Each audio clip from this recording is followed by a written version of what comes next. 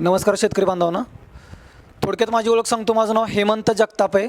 बऱ्यापैकी मला वाटतं जे काल माझे लेक्चर होते त्याच्यातले बरेचसे चेहरे आज परत रिपीट आहेत त्याच ह्याच्यासाठी. फक्त कालचा विषय वेगळा होता, आजचा विषय वेगळा आहे. थोडक्यात जे काल डिस्कस केलं ते सांगतो अगोदर आणि नंतर मग पुढच्या विषयावरती जातो. माझ्याकडे जो विषय दिलेला आहे की फुलशेती लागवड, तर या फुलशेती लागवडमध्ये मेजॉरिटी मी ज्या फुलशेतींचं डिस्कस करणार आहे तर ती अशी फुलं आहेत की जे प्रोटेक्टेड कल्टिवेशनमध्ये येतात. मी म्हणजे ज्याला ज्या हाय व्हॅल्यू असते किंवा जी फुलं तुम्ही एक्सपोर्ट करू शकता. जसं की आपण ग्रीन हाऊस म्हणतो, तर त्या ग्रीन हाऊसमध्ये तुम्ही कोणकोणत्या पद्धतीची फुलं घेता तर त्याच्याविषयी आपण डिस्कस करणार आहे. तत्पूर्वी मी ज्या ठिकाणी काम करतो किंवा ज्या ठिकाणी पुण्यामध्ये आहे तर त्या ट्रेनिंग सेंटरविषयी तुम्हाला थोडक्यात सांगतो. आमच्या ट्रेनिंग सेंटरचं नाव आहे hitech agro industrial practical training centre, Talegaon Dabhade, की जे registration under ministry of micro small and medium enterprises government of India new दिल्लीच्या अंतर्गत त्याचं रजिस्ट्रेशन झालेलं आहे. आणि ज्याला टेक्निकल सपोर्ट हा महात्मा फुले कृषी विद्यापीठ राहुरीचा आहे. याच्यामध्ये मुख्यत्वे करून इथं जे ट्रेनिंग होतात तर ते 2 ते 3 दिवसाची ट्रेनिंग होत असतात आणि त्याच्यामध्ये मेजॉरिटी तुम्हाला प्रॅक्टिकल ट्रेनिंग दिलं जातं. प्रॅक्टिकल ट्रेनिंग म्हणजे त्या ट्रेनिंग सेंटरमध्ये तुम्ही स्वतः यायचं, स्वतः तुम्ही बेड बनवायचे तुमच्या हाताने, त्याच्यावरती ड्रिप सिस्टीम टाकायची, फुलांचं प्लांटेशन हे तुम्ही स्वतः करचाल, त्याला इरिगेशन पण तुम्ही स्वतः करचाल, त्या फुलांचं बेंडिंग असेल किंवा डिसबडिंग असेल किंवा फुलांची काढणी असेल हे तुम्हाला स्वतः येऊन तिथं करावी लागते. आणि नंतर त्या फुलांचं पॅकिंग करून तुम्ही ते कोल्ड स्टोअरमध्ये तुमच्या हाताने ठेवून देता. म्हणजे या ट्रेनिंग सेंटरला जर का तुम्हाला यायचं असेल तर कंपल्सरी त्याच्यामध्ये तुम्हाला प्रॅक्टिकली ॲक्टिव्हिटी कराव्याच लागतात. मग त्याच्यामध्ये गुलाब असेल, जरबेरा असेल, कार्नेशन असेल, अँथोरियम असेल, ऑर्किड असेल, शेवंती असेल, ह्या सर्व फुलपिकांचं तिथं तुम्हाला प्रॅक्टिकली ट्रेनिंग दिलं जातं. ट्रेनिंगचा कालावधी हा 2 दिवसाचा किंवा 3 दिवसाचा असतो आणि ट्रेनिंगची फीज हे 4,000 ते 5,000 रुपये असते विथ रेसिडेन्शियल. म्हणजे तिथं तुमची राहण्याची आणि जेवणाची सगळी व्यवस्था त्या ट्रेनिंगच्या पिरियडमध्ये केलेली असते. एक थोडक्यात तुम्हाला ॲक्टिव्हिटी दाखवतो की अशा पद्धतीने त्या ठिकाणी ट्रेनिंग दिलं जातं.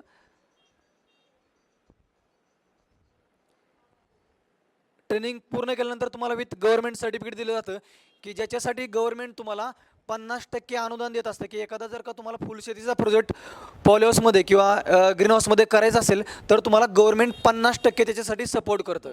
सपोज एखाद्या शेतकऱ्याला जर का जरबेराचा प्रोजेक्ट करायचा आहे आणि त्याच्यासाठी तुम्हाला 1 एकरचं पॉलिहाऊस टाकायचं आहे तर त्या 1 एकर किंवा आपण 10 गुंठ्याचाच विचार करू, जर का तुम्हाला 10 गुंठ्याचा पॉलिहाऊस करायचा असेल तर त्या 10 गुंठ्याचा पॉलिहाऊसचा प्रोजेक्ट हा जवळपास तुमचा 14 ते 15 लाखापर्यंत जातो अंडर पॉलिहाऊस सिस्टीम म्हणजे ग्रीन हाऊस सिस्टीममध्ये. मी जे फुलपिकं सांगतोय तुम्हाला ते सगळे हाय व्हॅल्यू आणि जे पॉलिहाऊसमध्ये येणारे असतात, ग्रीन हाऊसमध्ये येणारे असतात त्या फुलपिकांचा मी विचार करतोय. आणि जे तुमचे ओपनचे जे फ्लॉवर क्रॉप असतात तर त्याच्यानंतर जे माझे दुसरे लेक्चर आहेत म्हणजे जे डायरेक्टर आहेत फ्लोरिकल्चरचे, तर ते तुम्हाला ओपनमध्ये जे तुम्ही फुलपिके घेता त्याच्याविषयी ते डिस्कस करतील. मी जे मेजॉरिटी मी माझे ज्याच्यामधला एक्सपर्ट आहे किंवा ज्याच्यामधला तज्ञ आहे तो पूर्णपणे ग्रीन हाऊस टेक्नॉलॉजीमध्ये जे फ्लॉवर्स येतात त्याच्यामधला मी एक्सपर्ट आहे. हे अशा पद्धतीने आपण तिथं ट्रेनिंग देतो आणि नंतर ट्रेनिंग पूर्ण झाल्यानंतर तुम्हाला एक गव्हर्नमेंट सर्टिफिकेट दिलं जातं की ज्याच्यामध्ये तुम्हाला प्रोजेक्ट पूर्णपणे सक्सेस केल्यानंतर जे तुम्हाला गव्हर्नमेंट 50% सबसिडी देणार आहे तर त्याच्यासाठी तुम्हाला गव्हर्नमेंट मदत करत असतं. ठीक आहे. आपल्यामध्ये जे पुढचे जे तुम्हाला म्हटलं की डॉक्टर के.व्ही. प्रसाद सर जे डायरेक्टर ऑफ फ्लोरिकल्चर रिसर्च पुण्यामध्ये आहेत, तर सरांचं मी या ठिकाणी ॲग्रोव्हिजन फाउंडेशनतर्फे स्वागत करतो की माझ्यानंतर सरांचं या ठिकाणी लेक्चर होणार आहे. सर पूर्णपणे याच्यामधले जे फ्लोरिकल्चर युनिट आहे ICRचं तर त्या ठिकाणी ते संचालक आहेत. आणि मी ज्या ठिकाणी तर त्या ठिकाणी आम्ही प्रॅक्टिकल ट्रेनिंग देत असतो की फ्लोरिकल्चर प्लांटेशनपासून ते फुलांचं ग्रेडिंग पॅकिंग करेपासून ते तुमच्या कोल्ड स्टोरेजपर्यंत कशा पद्धतीनं फुल पिकांचं तुम्ही स्टोअर करत असता. ज्यामध्ये एक्सपर्ट आहे कालच्या लेक्चरचे जे म्हणजे बरेचसे जे लोक रिपीट आलेत, काल आपण घर बांधायचं काम केलं होतं, ग्रीन हाऊस कशा पद्धतीनं बांधायचं, आणि आज जो आपण विचार करतोय की त्याच्यामध्ये फुलपिकांची लागवड तुम्ही कशा पद्धतीने केली पाहिजे. मेजॉरिटी आपण ज्या फुलपिकांचा विचार करणार आहे त्याच्यामध्ये पहिल्यांदा जरबेरा, गुलाब, कार्नेशन, अँथोरियम, ऑर्किड या फुलपिकांचा विचार करणार आहे. आणि मेजॉरिटी याच्या व्यतिरिक्त जी फुलपिक आहेत आणि याच्यामधले जे फुलपिक आहेत तर ते डॉक्टर प्रसाद सर त्यांच्या लेक्चर्समध्ये गाईड करतील. थोडक्यात तुम्हाला अशा पद्धतीनं तिथं ट्रेनिंग दिलं जातं की हे सगळं प्रॅक्टिकल ट्रेनिंग म्हणजे तुम्ही स्वतः आल्यानंतर तुमच्या स्वतःच्या हातांनी फुलांची काढणी करायची, तिथं पॅकिंग करायचे आणि ते सगळं पॅकिंग करून ते स्टोअर करायचे. आता हे जे येलो कलरचं फ्लॉवर दिसते ते कशाचं फुल आहे? कशाचं फ्लॉवर आहे? सूर्यफूल नाही ना? जरबेरा आहे. ओके. मला वाटलं पुण्यामध्ये त्याला जरबेरा म्हणतात आणि नागपूरमध्ये त्याला सूर्यफूल वगैरे म्हणत नाहीत ना, सनफ्लॉवर वगैरे. तर हे तुम्हाला स्वतः त्याचं हार्वेस्टिंग करायला लागतं, ग्रेडिंग करून पॅकिंग करून ते कोल्ड चेंबरमध्ये ठेवावं लागतं. ठीक आहे. हे दिसतंय हे कशाचं फ्लॉवर आहे? गुलाब. हे थोडक्यात तुम्हाला मी ट्रेनिंगची पीपी दाखवतोय आणि नंतर मग आपण त्याचं डिटेल कल्टिवेशन पाहणार आहे. हे त्या फ्लॉवरचं जेव्हा तुम्ही रोप बनवता, सीडलिंग बनवता, तर ते सुरुवातीला कोकोपीटमध्ये मीडिया तयार करून कशा पद्धतीने ते फिलअप करावं लागतं, तर ते त्याच्यामध्ये आपण दाखवलेलं आहे. समोर जे प्लांट दिसते तुम्हाला ते कशाचं प्लांट आहे? हे ऊस. नागपूर भागामध्ये नाहीये. बरं, ओके. हे समोर जे तुम्हाला झाड दिसतंय की ज्याचं प्लांटेशन केलेलं आहे विथ कोकोपीट मीडियामध्ये, तर ते स्ट्रॉबेरीचं प्लांट आहे. परंतु हे जे स्ट्रॉबेरीचं प्लांट आहे, आपला विषय फुल शेतीचा आहे, परंतु प्रेझेंटेशनमध्ये स्लाइड आली म्हणून तुम्हाला थोडक्यात सांगतो की हे ॲज पर जापनीज टेक्निकनुसार ते लावलेलं आहे. आणि ह्याची जी ही जात आहे ही आपल्याकडे जात येते, फक्त ती पोलिओसमध्ये येते, ओपनमध्ये ती जात येत नाही. आणि जापानचे जे टेक्निक आहे त्याच्यानुसार प्लांटिंग केले. आपली जी महाबळेश्वर साईडची जी असते स्ट्रॉबेरी, तर ती साधारणतः 8 ते 10 ब्रिक्स, म्हणजे त्याचा जो स्वीटनेस असतो तो कमी स्वीटनेस असतो. आणि याचा जो स्वीटनेस असतो तो साधारणतः 15 ते 16 ब्रिक्सपर्यंत असतो. म्हणजे हे तोंडामध्ये टाकले की लगेच विरघळून जाते. आणि हे मार्केटमध्ये तुम्हाला 800 ते 1000 किलोनं जाते जापानची जी व्हरायटी ना. आपली व्हरायटी ही आपली टोल नाक्यावर विकतात 30-40 रुपयाला पाकिट, म्हणजे त्याला तेवढं डिमांड नसते. परंतु हे जे जापानचं टेक्निक आहे तर ते 800 ते 1000 रुपयाला लोक स्वतः येऊन हाताने काढून नेऊन तळेगाव दावडेमधून घेऊन जातात.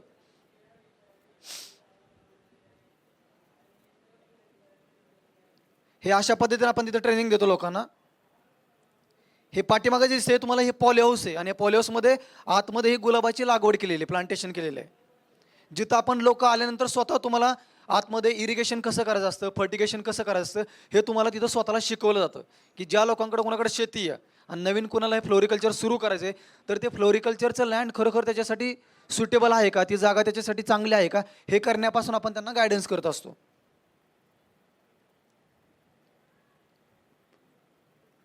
हे वर्टिकल वॉल सिस्टीम आहेत.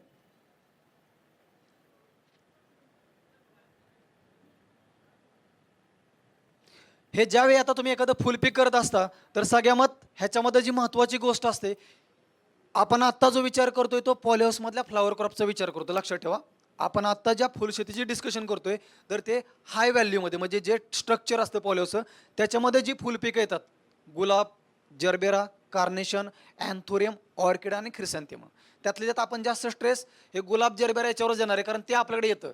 अँथोरियम, ऑर्किड हे ज्या ठिकाणी येतं की ज्या ठिकाणी आर्द्रता जास्त आहे, म्हणजे ज्याला सी साईड म्हणतो आपण, तुमचं गोवा असेल किंवा इकडे रत्नागिरी, सिंधुदुर्ग, जे तुमचे बीच साईड असतील जिथं आर्द्रता ऑलरेडी नॅचरली जास्त आहे, तर तिथं ते चांगल्या पद्धतीने येतं. आता इथं जर या क्लायमेटमध्ये आपल्याला घ्यायचं असलं तर कुठेतरी तुम्हाला टेम्परेचर आणि आर्द्रता मेंटेन करावी लागेल, तरच तुम्ही ते सक्सेसफुली घेऊ शकता.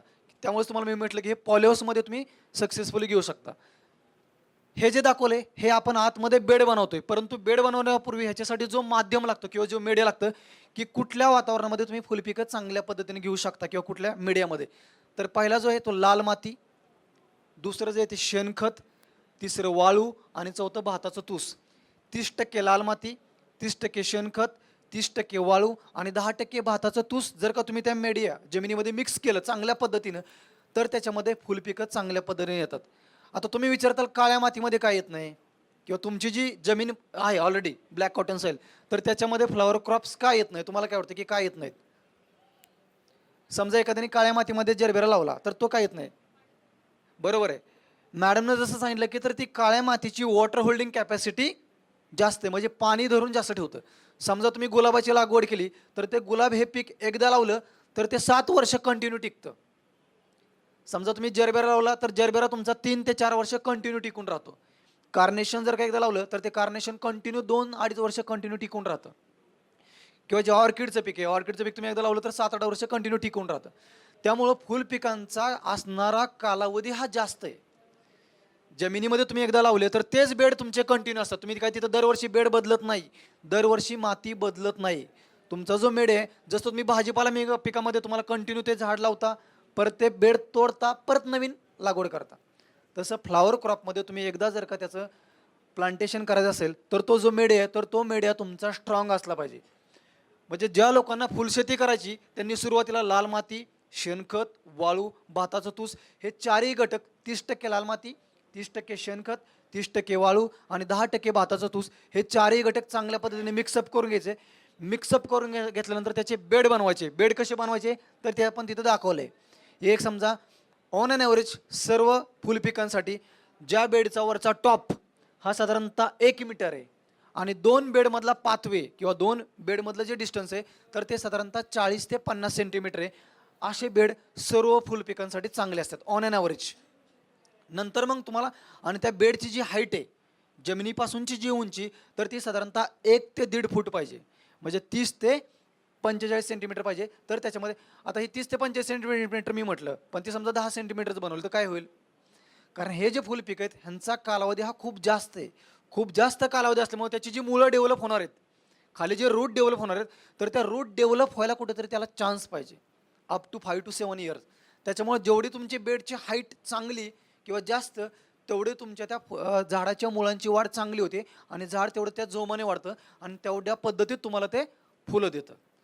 आता हे आपण बेड कशा पद्धतीने करतो ते दाखवलेलं आहे की तुम्हाला सुरुवातीला मार्किंग करावं लागेल की 2 बेडचा पाथवे हा 1 मीटर, परत 2 बेडमधलं अंतर 50 सेंटीमीटर, परत 1 मीटर, परत 50 सेंटीमीटर, परत 1 मीटर, अशा पद्धतीने आपण ते दोरीनं मार्किंग केलेलं आहे.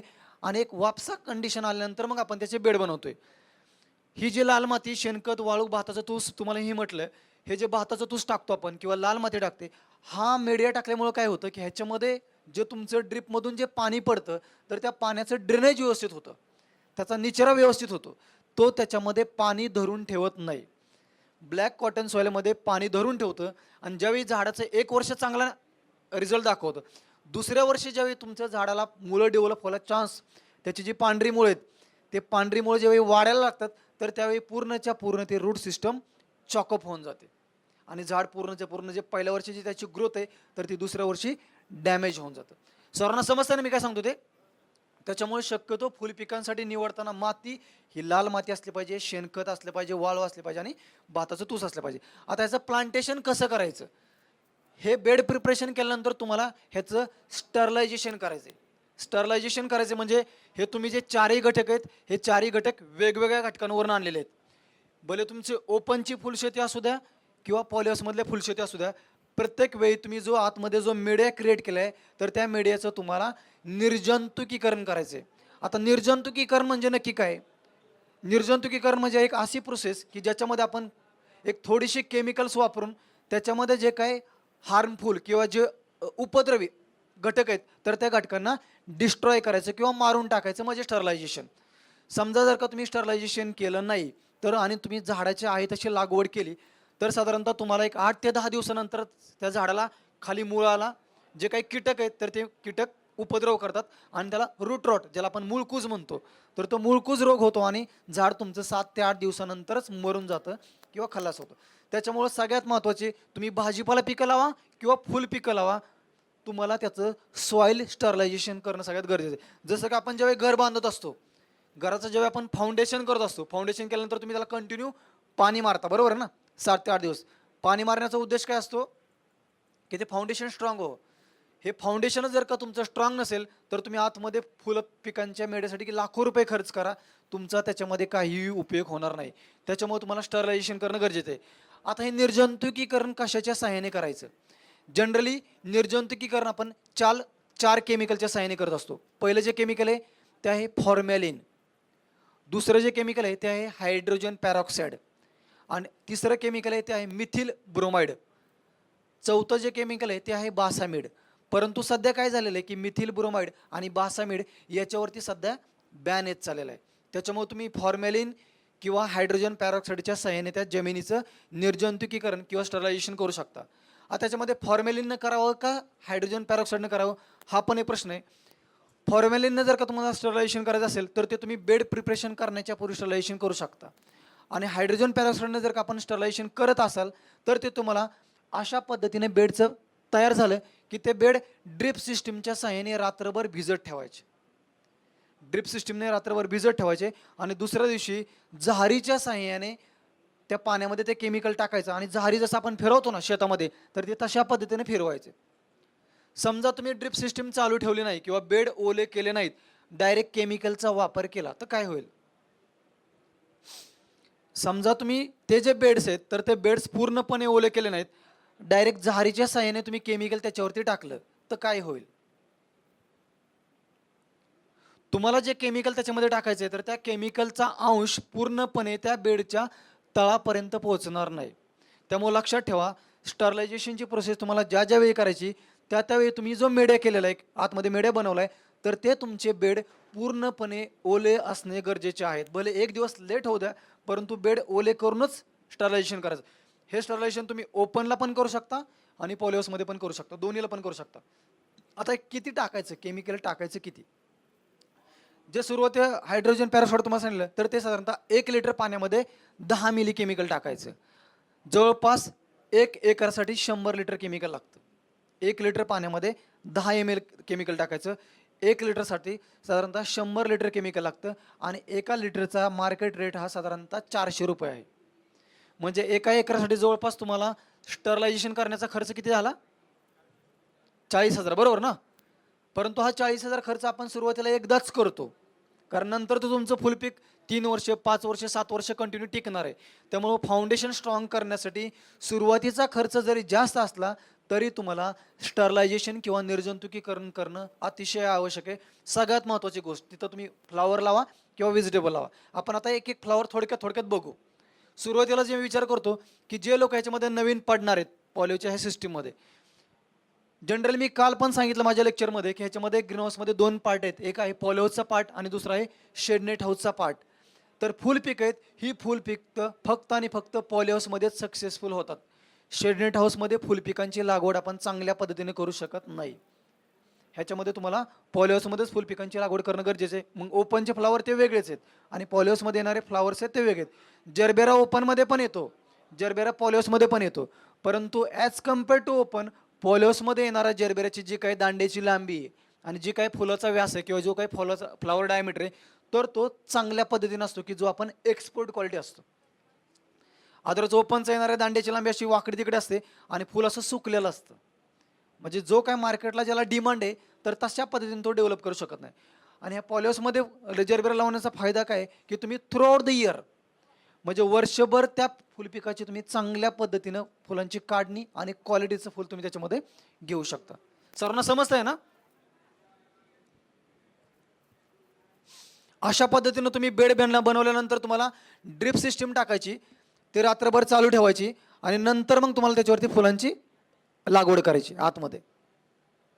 हे पूर्णपणे वाढलेलं गुलाबाचं फ्लावर आहे. हे अशा पद्धतीने तुम्हाला पॉलिहाऊस बनावं लागतं आणि नंतर त्याच्यात तुम्ही प्लांटेशन करू शकता. जरबेराचा विचार करू, किती लोकांनी तुमच्यापैकी जरबेरा पाहिलेला आहे? आपल्या जर का देशाचा विचार केला तर साधारणतः आपण ज्या देशांना फुलं एक्सपोर्ट करतो तर त्याच्यामध्ये USA, Japan, Netherland, Germany, UK, France, Belgium, Poland, Australia ह्या देशांना आपल्याला फुलांचं एक्सपोर्ट करायला चान्स आहे किंवा एक स्कोप आहे थोडक्यात.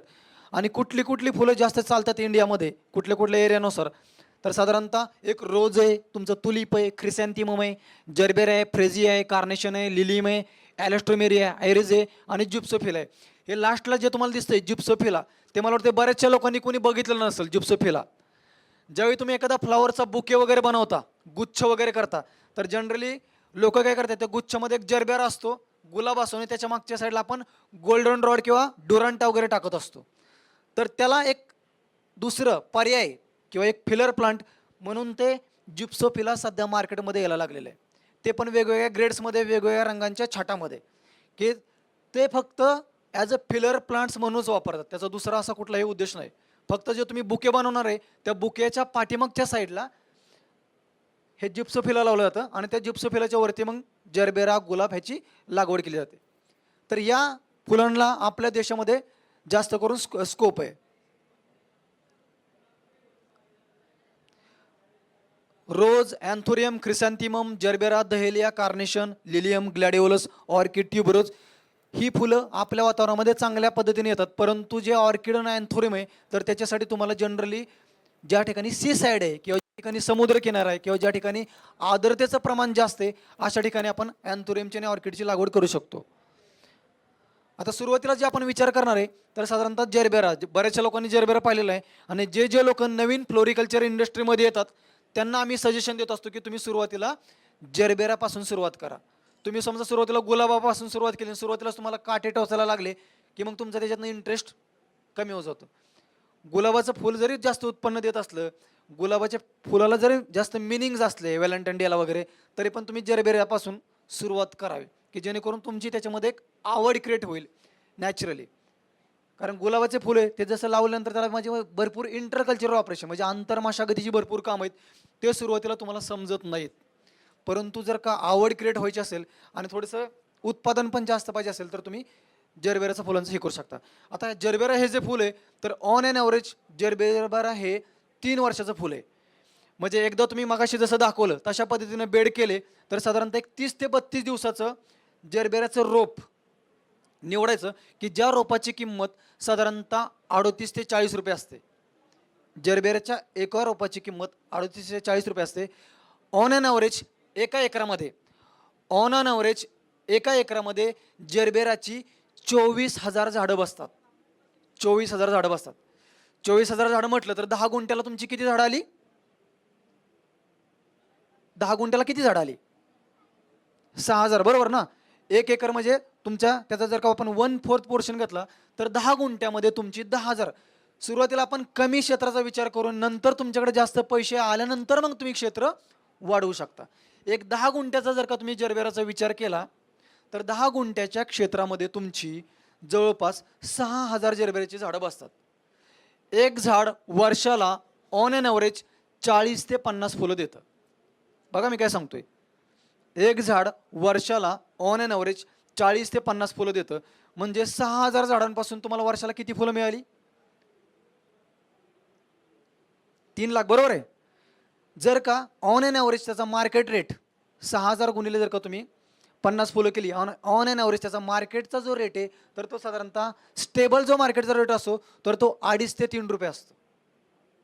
2.5 ते 3 रुपये. म्हणजे ज्यावेळी तुम्ही फुल पिकं ह्या सिस्टीममध्ये लावता त्यावेळी त्याचा पेबॅक पिरियड जो म्हणतो आपण म्हणजे तुम्ही जेवढी इन्व्हेस्टमेंट केलेली तेवढी इन्व्हेस्टमेंट तुम्हाला जर का परत मिळवायची असेल तर तुम्हाला एक 3 ते 3.5 वर्ष वेट करायला लागतो किंवा वॉच करावा लागतो. म्हणजे तुमचा तोपर्यंत पेशन्स पाहिजे की मी आता लागवड केली आणि नंतर तुम्हाला ते 3 ते 3.5 वर्षानंतर जेवढी इन्व्हेस्टमेंट केली तेवढं तुम्हाला ते रिटर्न मिळणार आहे. आणि कमीत कमी जर का आपल्या ह्याच्यामध्ये पडायचं असेल तर साधारणतः 20 गुंठे क्षेत्रापासून आपल्याला पुढे विचार करावा लागतो. तर तुम्ही तिथं स्टेबल राहू शकता. नाहीतर 2 गुंठ्यात लावले, 3 गुंठ्यात लावले, 5 गुंठ्यात लावले तर तो मार्केटचं इकॉनॉमिक्स हे आपल्याला जुळत नाही. जर का तुम्हाला ते एक्सपोर्ट करायचं असलं तर मग कमीत कमी तुम्हाला ते 4 ते 5 एकरावरच गेलं पाहिजे. आणि जर का तुम्हाला लोकल मार्केटला विकायचं तर तुम्ही मग एक 10 गुंठ्यापासून विचार करू शकता. आणि त्यातले त्यात जेवढं आपण टाकलेलं आहे तेवढं जर का परत मिळवायचं असेल तर कमीत कमी तुम्हाला 20 गुंठ्याचं क्षेत्र आणि एक 3 ते 3.5 वर्ष तुम्हाला वाट पाहावी लागणार आहे. तरच तुम्ही याच्यामध्ये कुठलंही फुल पीक घ्या त्याच्यामध्ये तुम्ही सक्सेसफुली जाऊ शकता. आता गुलाबाचं तुम्हाला म्हणजे जरबेराचं तुम्हाला मी सांगितलं की एका एकरामध्ये 24,000 झाडं बसतात आणि एक झाड वर्षाला 40 ते 50 फुलं देतं आणि ऑन अन ॲव्हरेज त्याचा ॲव्हरेज रेट 2.5 रुपये प्रति फ्लावर असतो म्हणजे एक फ्लावर असतो. असा जर का विचार केला तर जवळपास तुम्हाला ते सगळं परत मिळायला एक 3 ते 3.5 वर्ष लागतात. जे आपण दुसरं जे फुल पीक म्हणत होतो की गुलाबाचं फुल पीक तर त्या गुलाबाचं फुल पीक असं जनरली ह्याच्यामध्ये जो व्हरायटी चालतात म्हणजे आतमध्ये जे चालतं तर ते सगळे डच कॅटेगरीमधले गुलाब असतात. डच. आणि त्याची मेनली गुलाबामध्ये कुठला कलर चालतो मार्केटमध्ये? बरोबर आहे ना, लाल रंगाचा कलर. आणि गुलाबाचं तुम्हाला प्लॅनिंग अशा पद्धतीने करावं लागतंय की तुम्ही जे गुलाबाची फुलं लावलेत तर त्याची जी फुलं आहेत हे मेजॉरिटी व्हॅलेंटाईन डेला किंवा तुमच्या ख्रिसमस पिरियडमध्ये आली पाहिजेत. म्हणजे आम्ही आमच्या भाषेमध्ये असं म्हणतो फ्लोरिकल्चरच्या की गुलाबाचं 40 ते 50% जेवढं तुमचा वर्षाचा सेल आहे हा पूर्णपणे अख्खा व्हॅलेंटाईन डेज असतो. म्हणजे तुम्हाला ते प्लॅनिंगच अगोदर असं करावं लागतं. त्या फुलांचं प्रूनिंग असेल किंवा डिसबडिंग असेल, बेंडिंग असेल की ते बरोबर तुमचे 14 फेब्रुवारीच्या दरम्यानच त्याचं फ्लशिंग आलं पाहिजे. म्हणजे 14 फेब्रुवारीला तुमचा व्हॅलेंटाईन डे, तर त्याच्या एक साधारणतः 5 ते 6 दिवस तुम्हाला फुलं अगोदरच हार्वेस्टिंग करायची आणि ते कोल्ड चेंबरमध्ये स्टोअर करून ठेवायची किंवा पॅकिंग करून ठेवायची. म्हणजे आत्ता जर का समजा गुलाबाचा ॲव्हरेज रेट एका फुलाचा 3 ते 4 रुपये असला, तर तो व्हॅलेंटाईन डेला जवळपास 12, 13 ते पार 20 रुपयापर्यंत जातो. आणि नेहमी लक्षात ठेवा, ज्यावेळी तुम्हाला एक्सपोर्ट करायचं असतं, तर एक्सपोर्टसाठी मिनिमम एरिया तुमचा 4-5 एकराच्या वरतीच असला पाहिजे. कारण जे तुम्ही शिपमेंट करत असता, जे तुम्ही कार्गोने पाठवत असता, त्याच्यासाठी तुम्हाला 10 गुंठे 20 गुंठे 1 एकर असून चालत नाही, आणि ते पण त्या उच्च प्रतीचं. जर का तुम्हाला जरबेराचं फूल चांगल्या पद्धतीचं मार्केटमध्ये पाहिजे असेल, तर ज्याच्या दांड्याची लांबी 45 ते 50 सेंटीमीटर आहे, ज्याच्या स्टॉक लेंथ ज्याला म्हणतो आपण, तर त्या दांड्याची लांबी साधारणतः 45 ते 55 सेंटीमीटर पाहिजे. ह्याच्यामध्ये दाखवलेलं बघा, हे सुरुवातीचं तुमचं झाड आहे जे तुम्ही जमिनीमध्ये लावता, जरबेराचं रोप. हे अशा पद्धतीनं तुमचा जरबेरा मार्केटमध्ये पाहिजे की ज्याच्या दांड्याची लांबी 45 ते 55 सेंटीमीटर पाहिजे, त्या फुलाचा डायमीटर साधारणतः 10 ते 12 सेंटीमीटर पाहिजे, आणि ते फूल काढल्यानंतर साधारणतः एक 8 ते 10 दिवस टिकून राहिलं पाहिजे. तर तोच जरबेरा मार्केटमध्ये चांगल्या पद्धतीने सेल होतो आणि त्याला चांगल्या पद्धतीने किंमत मिळते. हा तुम्ही जेव्हा बल्क क्वांटिटीमध्ये जातात त्यावेळी ते 2-3 रुपयाला, पण तुम्ही असं जर का जे बाहेर गाड्यावरती बसलेले असतात लोक फुल विक्रेते, त्यांच्याकडे जर गेला तर ते तुम्हाला एका फुलाची किंमत 10 रुपये सांगतात. ह्याच फुलाची किंमत ते 10 रुपये सांगतात. परंतु आपण ज्यावेळी जास्त क्वांटिटीमध्ये करत असतो, तर त्यावेळी ते ॲव्हरेज प्राईस 2.5 ते 3 रुपये वर्षाची मेंटेन राहते. आता ह्या फुलांची काढणी कशा पद्धतीने करतो आपण, तर दिले हे जरबेराचं फूल झाडापासून कशाच्या सहाय्याने काढायचं. जरबेराचं जे फूल आलेलं झाडाला, तर ते कशाच्या सहाय्याने तोडायचं. 4 ऑप्शन देतो: कुऱ्हाड, कैची, का सिकेटर, का ब्लेड. सिकेटर, अजून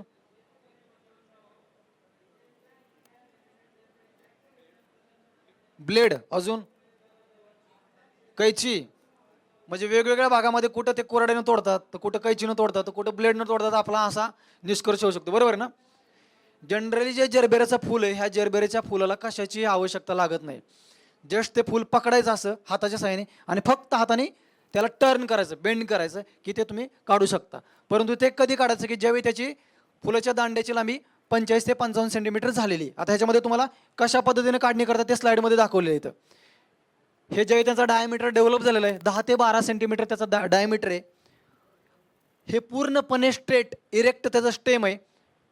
साईडची पानं फक्त हाताने दूर करायची आणि नंतर तुम्ही अशा पद्धतीनं काढून घेतल्यानंतर त्याचं पॅकिंग जेव्हा आपण करतो, त्याला एक साईडला तिरकस कट द्यायचा, की जेणेकरून ते फूल काढल्यानंतर एका बकेटमध्ये आपण थोड्याशा पाण्यामध्ये ते ठेवणार आहे, कारण ते जास्तीत जास्त दिवस टिकून राहिले पाहिजे. त्याचं एक प्री कुलिंग होतं, मग त्याच्यामध्ये जी हीट आहे, तर ती हीट थोडीशी कमी होते 2 ते 3 तास ठेवल्यानंतर.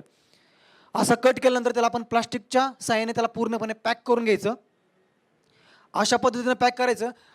सध्या जर का तुम्हाला मार्केटचा जरबेराचा रेट विचारला, तर तो तुम्हाला सांगितला जातो 25 रुपये किंवा 30 रुपये. 25 रुपये किंवा 30 रुपये मार्केटचा रेट सांगितला जातो. म्हणजे हा एका फुलाचा रेट नसतो.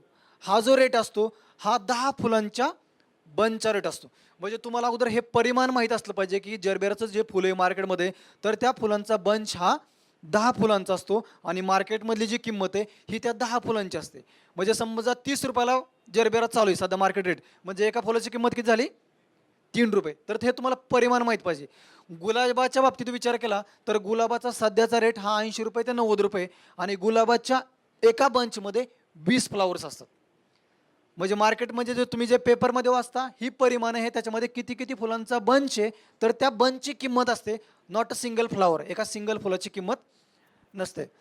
अशा पद्धतीने तुम्ही बंच करून घ्यायचा.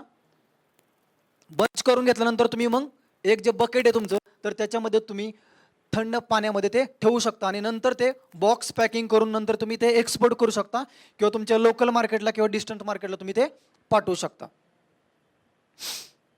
साधारणतः तुम्हाला जसं म्हटलं की एक 24 ते 30 महिन्याचा त्याचा ड्युरेशन असतो, म्हणजे 2 ते 2.5 वर्षाचा ते ड्युरेशन असतो. आणि पहिलं जे फ्लॉवरिंग आहे, तुम्ही जरबेराचं फूल लावलं, प्लांट लावलं की साधारणतः 2.5 ते 3 महिन्यानंतर त्याला फ्लॉवरिंग सुरू होतं आणि ते कंटिन्यू जवळपास 2.5 ते 3 वर्ष टिकतं. बरेचसे असे शेतकरी आहेत की ज्यांनी प्रॉपर मॅनेजमेंट केलेले, अशा शेतकऱ्यांनी जवळपास जरबेरा 7 ते 8 वर्ष पण ठेवलेला आहे.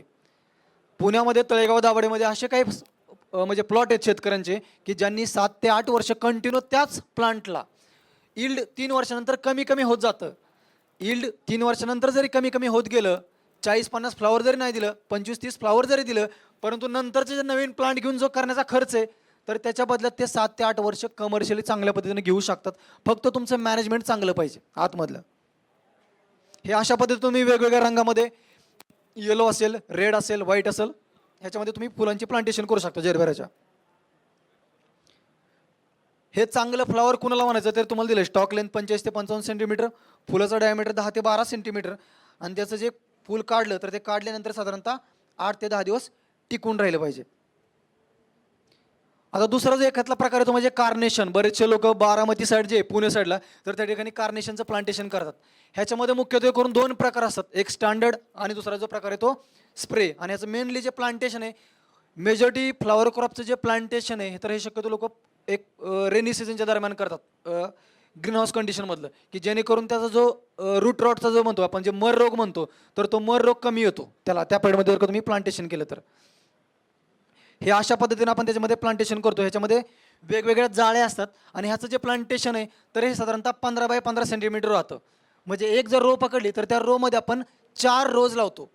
जरबेराचं जे प्लांटेशन आहे तुम्हाला सांगितलं तर ते 30 बाय 30 सेंटीमीटरवरती होतं, म्हणजे एका बेडवरती आपण 2 ओळी लावतो. कार्नेशनमध्ये आपण एका बेडवरती 4 रोज लावतो आणि त्याच्यामधलं डिस्टन्स जास्त, तर ते 15 बाय 15 सेंटीमीटर असतं. म्हणजे पूर्णपणे प्रत्येक प्लांटमधलं जे तुम्हाला डिस्टन्स दिसतंय ते 15 सेंटीमीटर 15 सेंटीमीटर 15 सेंटीमीटर डिस्टन्स आहे. म्हणजे साहजिकच जरबेरापेक्षा याची दुप्पट प्लांट पॉप्युलेशन होते. आणि ह्याला सगळ्यात फुल पिकांमधलं नाजूक क्रॉप जर आपण म्हटलं, डेलिकेट क्रॉप जर म्हटलं, तर ते कार्नेशन क्रॉप आहे. कारण याला प्रत्येक स्टेजवर तुम्हाला सपोर्ट द्यावा लागतो. जसं ते प्लांट वाढत जातं तसं तुम्हाला त्याला सपोर्ट सिस्टीम करावं लागते जाळ्यांच्या साईन अशा पद्धतीनं. नंतरचं जे प्लांट आहे तर ते गुलाब. मेजॉरिटी जे लोक सध्या प्रेफर करतात, किंवा तुम्ही जो का एरिया बघितला असेल तळेगाव दाभाडेमधला, तर तिथं मेजॉरिटी जे प्लांटेशन आहे, म्हणजे तळेगाव दाभाडेमध्ये जवळपास 300 ते 400 एकराचा एरिया आहे पॉलीहाऊसचा किंवा ग्रीन हाऊसचा एकाच जागेवर, की ज्याला आपण मिनी इस्रायल म्हणतो. की ज्यांनी, किती लोकांनी तुमच्यापैकी तळेगाव दाभाडे पाहिलेलं आहे, फ्लोरिकल्चर पार्क पाहिलेलं आहे, तर त्यांना माहीत असेल की एकाच जागेवर 300 ते 400 एकरचा प्लॉट आहे. आणि सध्या 99% 99% प्लांटेशन हे फक्त गुलाबाचंच आहे. एक 2-3 वर्षापूर्वी तिथं फक्त लोक जरबेरास लागवड करत होती, परंतु मध्ये मार्केटचा रेट थोडासा कमी झाला, त्याच्यामुळे लोकांना जरबेराचा ट्रेंड चेंज झाला आणि नंतर सगळे लोक गुलाबाची लागवड करायला लागले. पण बरेचसे लोक जे गुलाब विकतात, तर ते लोक काही गुलाब घेऊन जात नाहीत दिल्लीला, हैदराबादला, बेंगलोरला, कोलकात्याला. जे गुलाब विक्रेत आहे तर तो माणूस तिथं स्वतः घ्यायला येतो. कारण जर का इंडियामधले 1 नंबरचं जर का गुलाबाचं आपण पकडलं मार्केट, किंवा जिथं चांगली ग्रोथ होते, तर तो म्हणजे इंडियामधलं पहिलं जे पॉलिहाऊस उभारलं, तर ते आपण मावळ पट्ट्यामध्ये जे म्हणतो, तर तोच तो मावळ पट्टा, की ज्या ठिकाणी पूर्णच्या पूर्ण डोंगर सुरुवातीला होते, ते डोंगर पूर्णपणे टेबल लँड किंवा फ्लॅटमध्ये केले, सपाट केले, आणि नंतर त्या ठिकाणी पॉलिहाऊसची ग्रोथ झाली. तिथं जे मेजॉरिटी मावळ पट्ट्यामध्ये नॅचरली रेड सॉईल आहे, नॅचरली लाल माती अवेलेबल होते. परंतु ज्या ठिकाणी लाल माती अवेलेबल होत नाही, त्या ठिकाणी तुम्हाला थोडीशी गाळाची माती असली आणि त्याच्यामध्ये तुम्ही थोडीशी वाळू वगैरे मिक्स केली, की ज्याचा pH साधारणतः 6.5 ते 7.5 पर्यंत आला, तर तिथं तुम्ही फुलपिकांची लागवड चांगल्या पद्धतीने करू शकता. आणि गुलाबाची जर का लागवड करायची असेल, तर याच्यामध्ये मेनली सध्या एक मार्केटमध्ये जी व्हरायटी टॉप सिक्रेट नावाची एक जात आहे रेड कलरमध्ये, की जी सध्या खूप चांगल्या प्रमाणामध्ये त्याला मार्केट आहे, एक्सपोर्टमध्ये पण आणि ऑल ओव्हर इंडियामध्ये पण. टॉप सिक्रेटची जात रोजची चांगली चालते. जर का तुम्ही 1 एकरचं प्लॅनिंग केलं, 1 एकराचं गुलाबाचं प्लॅनिंग केलं, तर त्याच्यामध्ये तुम्हाला 70 ते 80% प्लॅनिंग हा फक्त रेड कलरसाठी ठेवावा लागतो. उरलेला 10% येलो, 10% व्हाईट, वेगवेगळ्यासाठी. पण मेनली जो प्लॅनिंग असेल ते 70 ते 80% प्लॅनिंग फक्त गुलाबाचं असेल. शक्यतो एखादं जर का स्ट्रक्चर असेल तर त्याच्यामध्ये फक्त गुलाबाची आणि गुलाबाचीच लागवड करायची. नाही तर बरेचसे लोक 2 बेड गुलाब, 2 bed gerbera, 2 bed carnation, 2 bed anthurium, 2 bed orchid, हे असं करतात. समजा जर का आपण असं मिक्स क्रॉपिंग केलं तर काय होईल, मिक्स प्लॅनिंग केलं तर काय होईल. एकाच स्ट्रक्चरमध्ये तुम्ही समजा वेगवेगळ्या ह्याची फ्लॉवर्स घेतली तर काय होईल. प्रत्येक फ्लॉवरचे कीड आणि रोग वेगवेगळे. त्याच्यामुळे समजा तुम्ही गुलाबामध्ये जरबेरा टाकला, जरबेरात कार्नेशन टाकला, कार्नेशनमध्ये अँथोरियम टाकलं, अँथोरियममध्ये शेवंती टाकली, शेवंतीत ऑर्किड टाकली, तर या सगळ्याचं कॉम्बो होईल, कॉम्बिनेशन होईल आणि कुठलंच फ्लॉवर व्यवस्थित येणार नाही. म्हणून नेहमी लक्षात ठेवा की ज्या ठिकाणी तुम्हाला फ्लावर क्रॉप करायचे प्रोटेक्टेड कल्टिवेशनमध्ये, तिथं तुम्हाला फक्त एका स्ट्रक्चरमध्ये एकाच फुल पिकाची लागवड करायची, बट विथ डिफरंट व्हरायटी. समजा जर का तुम्ही गुलाब लागवड करताय, गुलाबामध्ये 3-4 कलर आहेत, तर ते 3-4 कलर तुम्ही एकत्र लावू शकता. जरबेरा लावायचा आहे, जरबेरामध्ये तुम्ही 3-4 कलर एकत्र करू शकता. ऑर्किडमध्ये, शेवंतीमध्ये 2-3 कलर एकत्र करू शकता. फक्त एक क्रॉप विथ डिफरंट व्हरायटी, एकच पीक परंतु त्याच्या वेगवेगळ्या जाती तुम्ही लावू शकता. परंतु वेगवेगळी पिकं तुम्ही आतमध्ये घेतलं तर मात्र ते तुम्हाला हार्मफुल होईल किंवा प्रत्येकाची कीड रोग वेग असल्यामुळे ते पूर्णपणे प्लॉट डॅमेज करून टाकेल. गुलाब साधारणतः एका एकरमध्ये गुलाबाची 32,000 ते 34,000 झाडं बसतात. एका एकरचा जर विचार केला आपण तर ऑन एन ॲव्हरेज 32,000 ते 34,000 झाडं बसतात. एक झाड वर्षाला तुम्हाला साधारणतः 20 ते 25 फुलं देतं. गुलाबाचं एक झाड ऑन एन ॲव्हरेज वर्षाला 20 ते 25 फुलं देतं. असं जर का आपण विचार केला तर साधारणतः एका एकरापासून जवळपास आपल्याला 32 ते 33 लाख रुपये मिळतात. त्याचे 40 ते 50% जर का आपण कॉस्टिंग पकडली, खर्च पकडला, तर साधारणतः आपल्याला एक ऑन एन ॲव्हरेज 15 ते 16 लाख रुपये एका एकरापासून निव्वळ त्याचं प्रॉफिट होतं गुलाबाचं, जर का ते त्याच्या स्टँडर्डनुसार आलं तर. आता गुलाबाची किंमत कशानुसार ठरते, तर गुलाबाच्या फुलाचा डायमीटर आणि गुलाबाची जी काही दांडेची लांबी 40 सेंटीमीटर, 50 सेंटीमीटर, 60 सेंटीमीटर, त्याच्यानुसार गुलाबाची किंमत तुमची मार्केटमध्ये व्हेरिएशन होते. गुलाबाचा एक बंच हा 20 फुलांचा असतो. जरबेराचा एक बंच किती फुलांचा असतो? 10 फुलांचा. गुलाबाचा एक बंच हा 20 फुलांचा असतो. आणि जर का स्टँडर्ड क्वालिटी सगळ्यात अवघड म्हणजे डिफिकल्ट जर म्हटलं थोडंसं, तर गुलाबामध्ये तुम्हाला लागवड केल्यापासून साधारणतः एक 3.5 ते 4 महिन्यानंतर फुलाला सुरुवात होते किंवा फ्लॉवरिंगला सुरुवात होते. गुलाबामध्ये तुम्हाला जे मार्केटमध्ये जे नर्सरीमध्ये जे प्लांट मिळतात, तर ते 2 पद्धतीचे प्लांट मिळतात. एक असतात बडिंगचे प्लांट आणि दुसरे जे असतात ते ग्राफ्टिंगचे प्लांट. आता हे बडिंगचे प्लांट घ्यावे का ग्राफ्टिंगचे प्लांट घ्यावे हा पण एक प्रश्न असतो. ह्याच्यामध्ये जो मोर सक्सेस रेशो असतो, की जी फुलं चांगल्या पद्धतीने गुलाबाची चांगली येतात, तर त्याच्यामध्ये ग्राफ्टिंगचे प्लांट चांगल्या पद्धतीने जरा सक्सेसफुल होतात. त्याच्या फुलांची क्वालिटी चांगली असते, यील्ड पण चांगलं असतं. आणि जे लावल्यानंतर त्याच्यामधले मेजॉरिटी जी झाडे आहेत तर ती मरत नाहीत किंवा फेल होत नाहीत. साधारणतः बडिंगच्या प्लांटची एका प्लांटची किंमत 7 ते 8 रुपये असते आणि जे ग्राफ्टिंगचं प्लांट असते त्या प्लांटची किंमत साधारणतः 10 ते 12 रुपये असते. एका एकरामध्ये तुम्हाला 32,000 ते 34,000 प्लांट बसवायच्यात. मग त्याच्यावरून तुम्ही विचार करा, साधारणतः ऑन एन ॲव्हरेज मग 2.5 लाखापासून ते 3.5 लाखापर्यंत एका एकरामधल्या गुलाबाच्या फक्त प्लांटिंग मटेरियलचा खर्च आहे. ज्यावेळी तुम्ही पॉलिहाऊसमध्ये हे गुलाब लावत असता, जरबेरा लावत असता, अँथुरियम लावता, ऑर्किड लावता, ह्याच्यासाठी तुम्हाला गव्हर्नमेंट 50% सबसिडी देतं.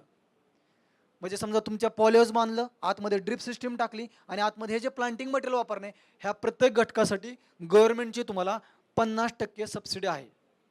तुम्ही जो काही खर्च करा, फक्त सबसिडी तुम्हाला कधी मिळते, तुम्हाला ते पॉलिहाऊस दाखवावं लागतं, त्याच्यामध्ये ड्रिप सिस्टीम दाखवावी लागते, त्याच्यामध्ये गुलाबाची झाडं लावलेली हे दाखवावे लागतात. नाही तर बरेचसे लोक पॉलिहाऊस वगैरे बांधतात आणि आतमध्ये गाई गुरे बांधतात आणि गुलाबाची सबसिडी घेतात. तर तसं नाही, तुम्हाला ते अगोदर दाखवावं लागतं आणि दाखवल्यानंतर मग तुम्हाला गव्हर्नमेंट सबसिडी देतं. त्याच्यानंतर गव्हर्नमेंटचं इन्स्पेक्शन होतं. मग भले गव्हर्नमेंटचं इन्स्पेक्शन झालं, अकाउंटला सबसिडी मिळाली की मग गुलाब काढून देतो, तुम्ही गाई म्हशी बांधू शकतात. असे बरेचसे लोक करतात. म्हणजे वेगळा पर्पज असतो लोकांचा. सांगण्याचा उद्देश काय की जेव्हा आपल्याला गव्हर्नमेंटचं सबसिडी घ्यायचे तिथं मात्र तुम्हाला ते ऑलरेडी दाखवावं लागतं. सबसिडीसाठी असं काही क्रायटेरिया आहे की 1 एकरमध्ये मिळेल, 10 हेक्टर आरमध्ये मिळेल? ज्यावेळी तुम्हाला फ्लॉवर क्रॉपसाठी सबसिडी घ्यायची असते तर मिनिमम तुम्हाला 5 गुंठ्यापासून 1 एकरापर्यंत म्हणजे 560 स्क्वेअरपासून ते 4,000 स्क्वेअर मीटरपर्यंत तुम्हाला गव्हर्नमेंट सबसिडी देतं.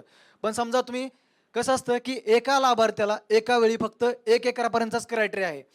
समजा हे आहेत आणि यांना 2 एकरचं करायचे, तर त्यांना त्यांची जी शेती तर ती त्यांच्या नाईलाज असतो बायकोच्या नावावर करावं लागलं 1 एकर.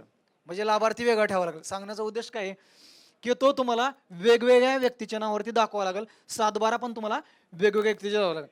दुसरं एक आहे की ज्यांच्याकडे शेतीच नाही, ज्यांच्याकडे शेतीच नाही आणि ज्यांना करायचं हे, तर ते ह्याच्यासाठी 10 वर्षासाठी एक लीज ॲग्रीमेंट करून त्याच्यावरती पॉलिओचं स्ट्रक्चर वगैरे बांधून त्याच्यासाठी गव्हर्नमेंटला अप्लाय करू शकतात. पण मिनिमम क्रायटेरिया हा 10 इयर्स, 10 वर्षाचं तुम्हाला ते लीज ॲग्रीमेंटचं डॉक्युमेंट्स दाखवावं लागतं आणि नंतर तुम्ही ते सबसिडी घेऊ शकता गव्हर्नमेंटची.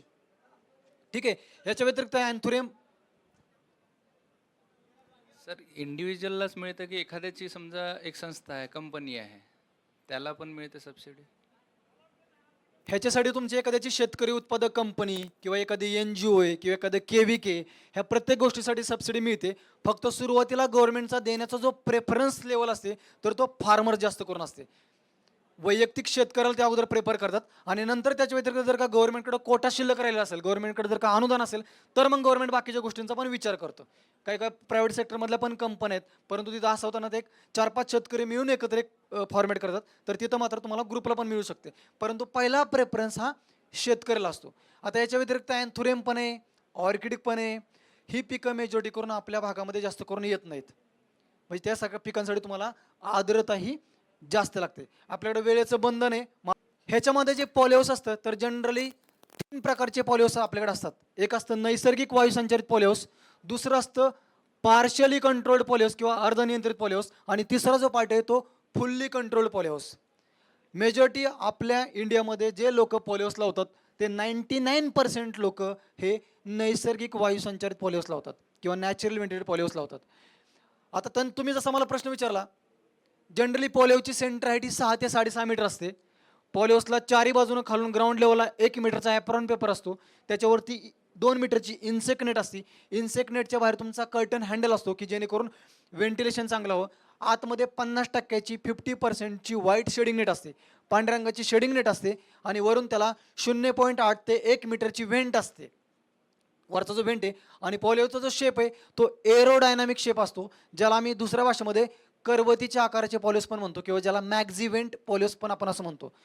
ज्यावेळी तुम्ही नैसर्गिक वायू संचारित पॉलिहाऊस करता तर त्याचा साधारणतः 1 एकराचा खर्च हा जवळपास 30 ते 32 लाखापर्यंत येतो. जर का NHMच्या नियमानुसार बनवायचं म्हटलं तर 1 एकरचा खर्च हा साधारणतः 30 ते 32 लाखापर्यंत येतो. त्याच्यामध्ये पॉलिहाऊस आणि ड्रीप दोन्ही पण आलं, पॉलिहाऊस आणि ड्रीपचा. दुसरा जो मी तुम्हाला म्हटलं की जो कंट्रोल पॉलिहाऊस आहे तर त्याचा खर्च ह्याच्यापेक्षा जवळपास 2 ते 2.5 पट खर्च आहे. म्हणजे 1 स्क्वेअर मीटरचा जर का खर्च तुम्ही कंट्रोल सिस्टीमचा बघितला तर तो साधारणतः 2000 स्क्वेअर मीटरपर्यंत जातो. परंतु शक्यतो त्याच्यामध्ये न जाता तुम्ही नैसर्गिक वायू संचारित पॉलिहाऊसच लावून त्याच्यामध्ये तुमचे साईड कर्टन्स असतील, वरून फॉगर्स असतील, त्याच्या साहाय्याने तुम्ही टेम्परेचर आणि आर्द्रता मेंटेन करून आणि आतली जी स्लायडिंग नेट आहे त्याच्या साहाय्याने मेंटेन करून तुम्ही त्याच्यामध्ये फुलपिकांचं चांगल्या पद्धतीने लागवड करू शकता. आता यांचा प्रश्न होता की तुम्ही हे जे घर आहे तर हे घर आम्ही कुठल्या कंपनीकडून बांधलं पाहिजे. तर तुमच्यासाठी तुमचं जे उत्तर आहे ते मी पर्सनली देतो, कारण आपण कुठल्याही कंपनीची इथं ॲडव्हर्टाईज करू शकत नाही की तुम्ही यांच्याकडूनच बांधा किंवा यांच्याकडून.